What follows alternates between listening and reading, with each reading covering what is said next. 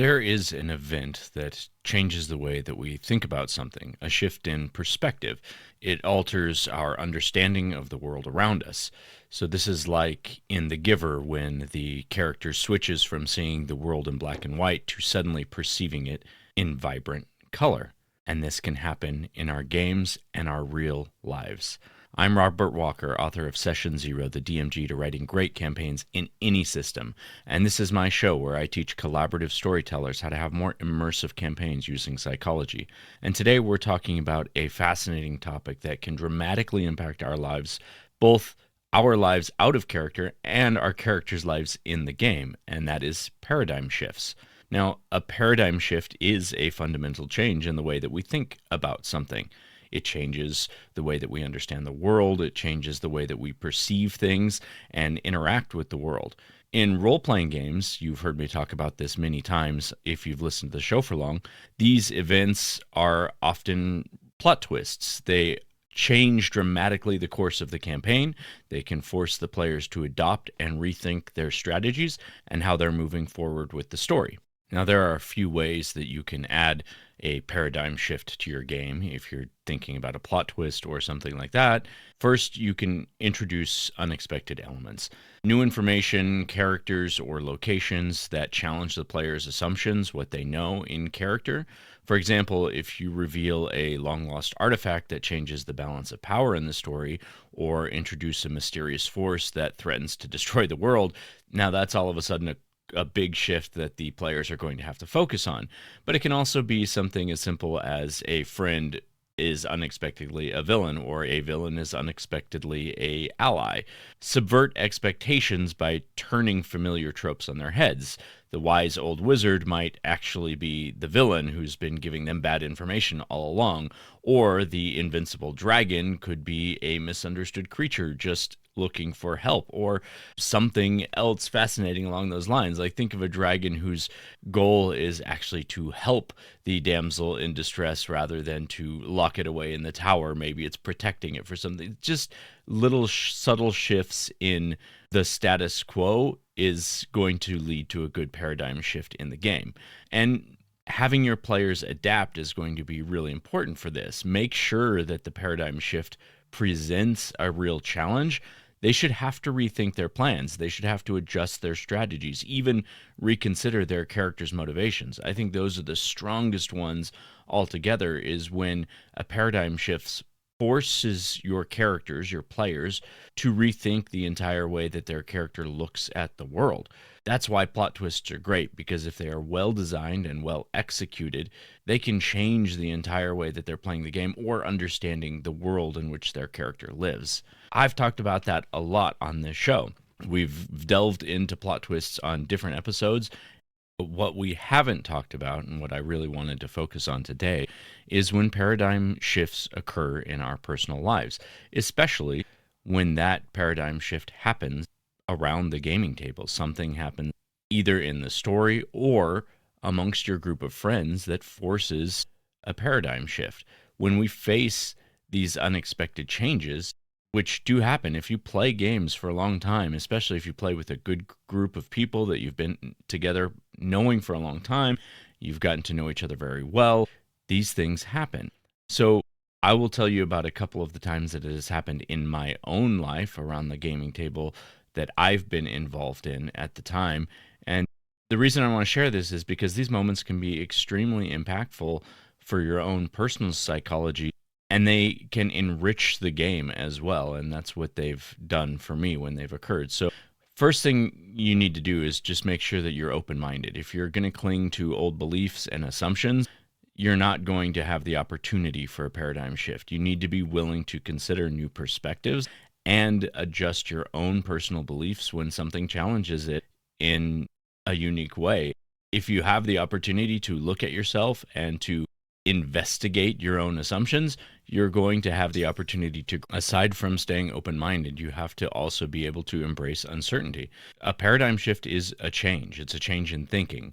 And change can be unsettling, but it is an opportunity for growth, like I said. So embracing uncertainty, seeing it as a chance to learn and to evolve, is going to help you be okay when these things happen, and finding meaning in the shift, finding meaning in the change. There should be a silver lining if it's a positive growth paradigm shift. What opportunities can it bring, and how can it improve not only yourself but the group in which you find yourself in?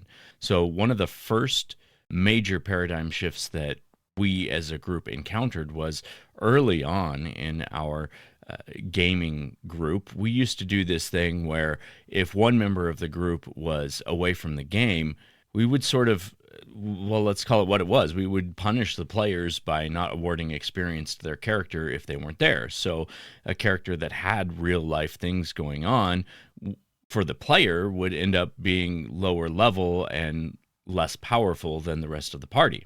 Now, for us, it was at the time we were thinking, oh, this is just, you're getting a experience reward for showing up for game. But the paradigm shift occurred when we sat down and talked about this strategy, and one of the players around the table who had missed a few games and their character was falling behind said something that has stuck with me every day since then. And what they said was that the punishment isn't that their character is falling behind. The punishment for not being at game is that they don't get to spend time with their friends. And then when they do get to spend time with their friends, they're constantly in a state of being punished for not having been there and already having been punished. So it's sort of like a cyclical thing that hearing that and hearing the perspective of the other player shifted the way that I thought about it. I was no longer thinking about it of, oh, here's your reward for coming to the game. It was, oh, we are making the friendly encounter less friendly and less fun for the person. And I think that is a really important thing to notice when you're having a paradigm shift is how is the way that you're thinking affecting and impacting other people. And what we found was the way that we were doing it was having a very negative impact on the friend space, on our group, and simply by ignoring the quote unquote rewards we were giving to those who showed up, keeping everybody on the level playing field, it let the entire group still have the same amount of fun with their characters' abilities and prowess when they were all there. And then all of a sudden that negative attribute of coming to game was gone, and everybody was still on a level playing field. So if you've done something like that, this might be an opportunity for a paradigm shift for you. Think about it in a different perspective. Think that you're not actually punishing the player, you're punishing the whole friend group because you're not allowing an individual to have as much fun when you hold their character's XP ransom or levels ransom simply because they had real life things to do. That's something we need to accept is if somebody has the opportunity to come and play with us, as a dungeon master, you should be making it as fun for everyone as possible. Don't make it negative for one person because they had other things happen in their life on a previous week or whatever the case may be. A second paradigm shift that I witnessed in real life happened as I was creating the show. Early on in the show, if you've listened from the beginning, you've probably heard me talk about some of the character races like the Drow. And early on, I held this assumption that I was really clinging to the stories of the Drow that I had read from R.A. Salvatore, embracing that the Drow were these dark, evil elves, and ignoring the idea that there was a better way to look at how to incorporate races into your game and to incorporate alignment into your game.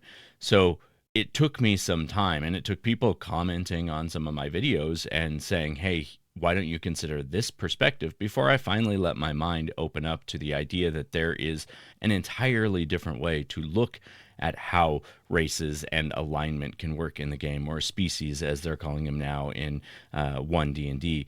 And the time that it took me to arrive at this paradigm shift, I think was far too long. But when I finally took the time to read the things that even the author who I enjoyed was saying about the different Drow cultures, and that it was groups of individuals who had a evil following from a dark goddess that was causing that specific sect of Drow to be a problematic and an evil group. It wasn't the race itself that was evil. And so incorporating that idea that a specific race within the world of D&D isn't good or evil. It is only the groups in which they are part of, the upbringing, or the individual choices that they make. Really opened my mind up to the idea of playing with a lot more creativity when it came to races and species and all the things that that could encompass, because those tropes exist. So embracing a new way to look at it can be a way of adding a plot twist to the story and adding a lot more immersion and excitement to your game when you turn that trope on its head and embrace a new way of looking at how alignment works in the game. Now go ahead and grab your pencil and paper, because it is time for Tricks of the Trade. While it could be very difficult to explain how to create a paradigm shift out of game, I would just say remember to be open to those things when they occur. But for today's Tricks of the Trade, let's talk about a few ways to create a paradigm shift in the game, also known as a good plot hook. So I'm going to give you 3 ideas of how to set up a plot hook, seemingly from early on in the game, and then having it occur later in the story. So the first plot twist is a classic hidden identity plot twist. So here you would introduce a seemingly minor character who appears to be a simple townsfolk or a minor NPC. This is really great if it's one of those that the players have a good connection with and they really like the personality or the voice, or it's just an NPC they keep finding themselves drawn to interacting with. And then the twist would be revealing later on that this character is actually a powerful sorcerer or a secret agent or even a long lost relative of one of the players. The twist can be anything, just make sure that this minor NPC or townsfolk ends up being important to the story and adds a layer of complexity that provides new opportunities for character development for your player characters, and it can provide or ease conflict within the story.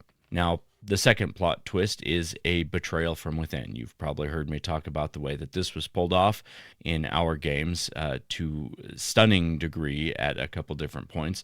But here you introduce a companion or an ally who seems to be a loyal member of the party or a close ally of the party. Now, in my case, I actually played one game where I set up the main big bad guy to be a player character who was with the party from the beginning of the game and worked right alongside them, sort of subterfuge occurring to destroy their plans and know all of their secrets. And then there was a big reveal moment when the party realized that another player character was actually the big bad guy. The last several sessions of the game was party versus party. It was quite interesting. But the way you would do it is just have a point where you reveal that the character has been working for a rival faction or a sinister organization or is the big bad evil guy.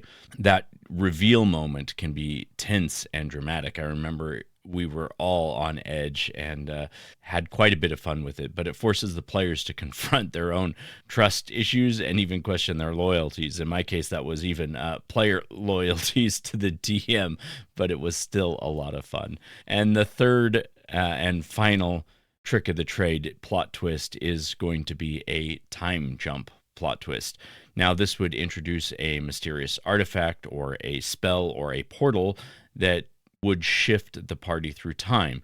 You would use this to transport the party to a different time period, either in the past or the future, and this could create a fresh and unexpected challenge. Now, the way I really like this is if you play almost an entire campaign where your party is going along and they're hearing stories about these heroes from a time long past and the great acts that they did to save the world or something that they had to do to save the world. And the stories of these adventurers and heroes have been told for so long, your party is still hearing these tales constantly throughout the campaign. And then at the end of the campaign, there's this time jump where they find out that they are back in time and they are actually the heroes that they've been hearing about this whole time. So they sort of know what they have to do with that final confrontation. They know what the heroes did because they've heard the stories. Now they just have to embody those stories because they are the heroes. Now, remember, a well planned plot twist should be surprising and it should be satisfying.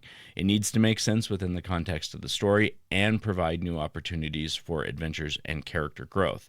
If you incorporate those kind of plot twists into your games, you will make some unforgettable experiences. They have been some of the most memorable stories that we have continued to tell. And paradigm shifts in general are exciting and challenging. In game, they are those unforgettable moments, like I said. In real life, they can help us grow and adapt a constantly changing world. So the next time you find yourself faced with a paradigm shift, whether it's in the game or in your own life, remember to embrace change and see it as an opportunity for growth and for personal adventure. That is it for today, Cyclothids. Until next time, may your dice rolls be lucky and your adventures filled with excitement. Remember to review us on Spotify and Apple Podcasts. Always be open to the unexpected, and we'll see you next session.